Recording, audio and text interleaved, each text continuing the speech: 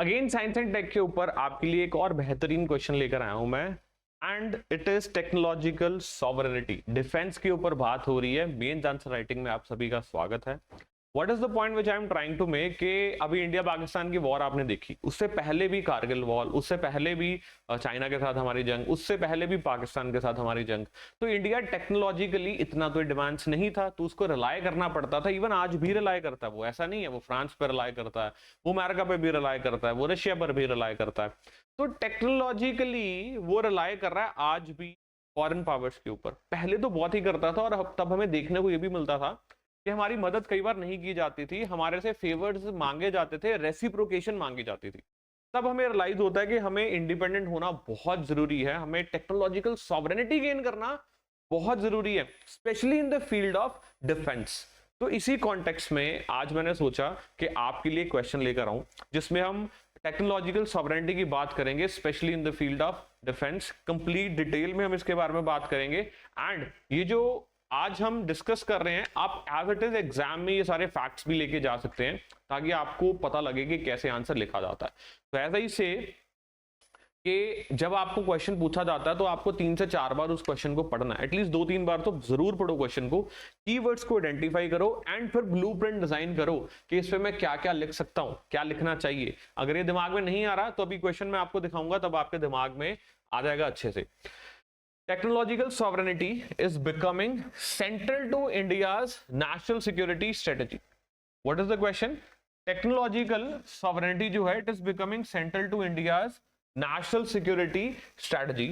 Examine this statement in context of indigenous defense technologies and critical semiconductor development. So क्या बोला जा रहा है? टेक्नोलॉजिकल सॉवरेनिटी जो है, it is becoming central to India's national security strategy, क्योंकि अब इंडिया को रियलाइज हुआ है कि मैं रिलाई नहीं कर सकता टेक्नोलॉजिकली और देशों के ऊपर। अब चाइना के पास इतने एडवांस वेपन्स हैं, अमेरिका के पास इतने एडवांस वेपन्स हैं, पाकिस्तान एक न्यूक्लियर स्टेट है, तो इंडिया के लिए तो सर्वाइव करना बहुत मुश्किल हो जाता है ऐसे।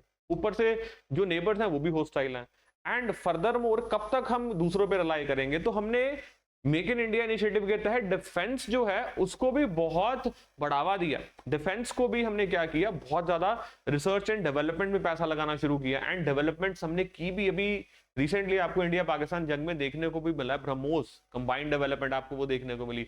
देन ड्रोन्स के अटैक वो भी इंडिया में बने, वो भी आपको देखने को मिले। So what is my point? Technological sovereignty is becoming central to India's national security strategy. ये पहले तो आपको इसको जस्टिफाई करना है कि yes it is becoming, technological sovereignty is becoming central to India's national security strategy. कैसे आप कर सकते हैं स्टेटमेंट को जस्टिफाई? इंडिया पाकिस्तान जंग से ही आप शुरू हो सकते हैं कि कैसे हमारे जो ड्रोन्स थे उन्होंने डिस्ट्रक्शन की, एंड कैसे ब्रह्मोस मिसाइल का इस्तेमाल करके हमने एनिमी को खत्म करने की कोशिश की, न्यूट्रलाइज करने की कोशिश की। ऑलराइट, तो ये लाइन जस्टिफाई हो जाएगी। It only happened because technological sovereignty की तरफ इंडिया ने कदम लिया था। टेक्नोलॉजिकल सॉवरेनिटी की तरफ इंडिया ने कदम लिया का मतलब क्या है? इंडिया ने मेक इन इंडिया इनिशिएटिव के तहत या कोलैबोरेशन में या इंडिपेंडेंटली उसको डेवलप किया। Now examine this statement in context of indigenous defense technology. इस स्टेटमेंट को क्या कीजिए, एग्जामिन कीजिए in context of indigenous defense technology. Examine करनी है स्टेटमेंट को in context of indigenous defence technologies. हमारे यहाँ जो डिफेंस टेक्नोलॉजीज हम बना रहे हैं, and critical semiconductor development.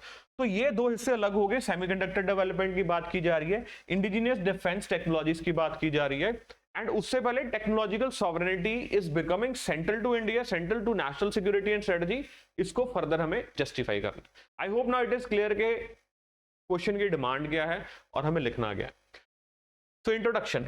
Technological sovereignty means what? A country's control and develops its own key technologies without heavy dependence on the others. बिल्कुल basic से शुरू किया, बहुत ही अच्छी इंट्रोडक्शन है, मैं कहूंगा इससे हिलने की जरूरत नहीं है। एंड यहां पर हम क्या लिख रहे हैं कि कारगिल वॉर में हमें ये देखने को मिला कि हमारे फॉरेन पार्टनर्स के ऊपर जो हमारी डिपेंडेंस थी, जैसे अमेरिका के ऊपर, तो हमें बहुत रिस्की साबित हुई। And then this prompted initiatives like Make in India to promote indigenous defense production and critical technologies. तो इस चीज ने हमें पुश किया Make in India की तरफ एंड critical technologies की तरफ, like that of semiconductor बनाने की बात की हमने। एंड देन यहीं पर आप ये भी मेंशन कर सकते थे जो मैंने आपको पाकिस्तान वाली बात बताई। एनीवे इसको भी मैंने आगे फर्दर किया।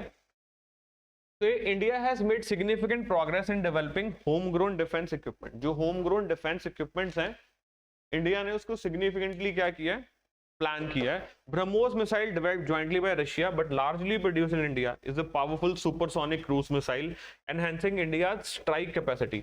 अब हम इस पोर्शन को कवर कर रहे हैं, डिफेंस टेक्नोलॉजीज वाले पोर्शन को।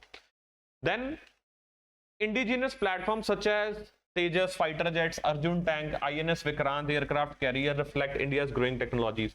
Then drones. तो कोई है चीज जो हमने नहीं कवर की? हमने ड्रोन्स भी कवर किए, हमने फाइटर जेट्स भी कवर किए, हमने टैंक्स भी कवर किए, हमने एयरक्राफ्ट कैरियर भी कवर किया, देन हमने मिसाइल्स भी कवर की हैं। तो ये सारे इंडिजिनियस जो पूछा जा रहा था उसका हमने मेंशन किया यहाँ पर full fledgedly. And thereafter defence drones के बाद, अच्छा ये डिफेंस ड्रोन्स में पाकिस्तान वाला एग्जांपल जो आप शुरू में इंट्रो में भी ले सकते थे या यहां भी आप लेकर गए हैं, कोई दिक्कत नहीं है इसमें, ठीक है। ये हो गया डिफेंस वाला पार्ट कंप्लीट। सबसे पहले वाला पार्ट था कि इंडिया के लिए सेंट्रल बन गया है indigenous defence technologies. Then critical semiconductor developments की बात करेंगे। Semiconductors are valid for modern defence systems including missiles, radars and secure communication. जो सेमीकंडक्टर्स हैं they are vital, not valid, they are vital. किस लिए? Modern defence systems including missile, radar, secure communication. Semiconductor आपको पता ही है, China बना रहा है, ताइवान बना रहा है semiconductors. India currently imports most semiconductors making it's defence supply chain vulnerable. तो वहां से बंद हो जाए तो काम खराब हो जाएगा हमारा। तो हमें क्या करने की जरूरत है? यहीं पर बनाने की जरूरत है। एंड वहां पर हमने एक प्रोग्राम भी बात कर दी जिसका नाम है सेमीकॉन इंडिया। मैं फिर बोल रहा हूं, फुल फ्लेजेड आंसर दे रहा हूं मैं आपको, फुल फ्लेजेड आंसर। कोई इधर नहीं देखने की जरूरत, उधर नहीं देखने की जरूरत, बड़े ही रेलेवेंट क्वेश्चंस एंड आंसर्स हैं। तो this step is crucial to secure supply chain for sensitive technologies and support India's technological sovereignty. Then budgetary support and policy focus. Government की क्या बजटरी सपोर्ट आई है, ये मैंने आपको एडिशनल डेटा दी है, कुछ कुछ बीच में यूज कर लेना आपको जब आंसर लिखना है।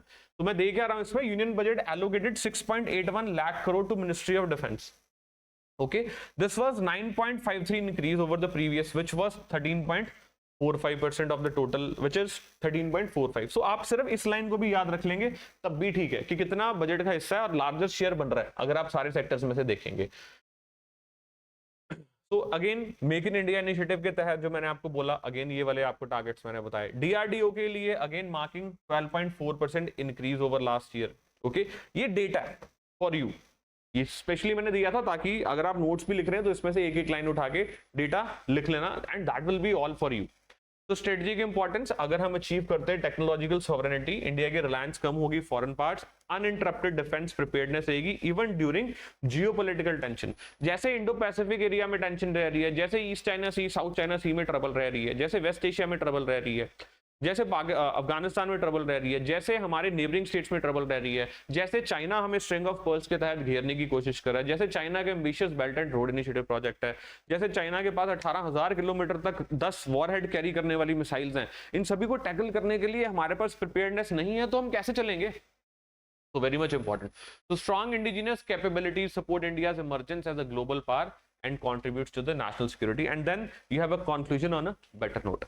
So ये ले लेना सारा, आपको टेलीग्राम पर मैं दे ही दूंगा, आप ही के लिए मेहनत करके आता हूँ, आपके लिए ही लेकर आता हूँ, and I hope you find this good. Thank you very much.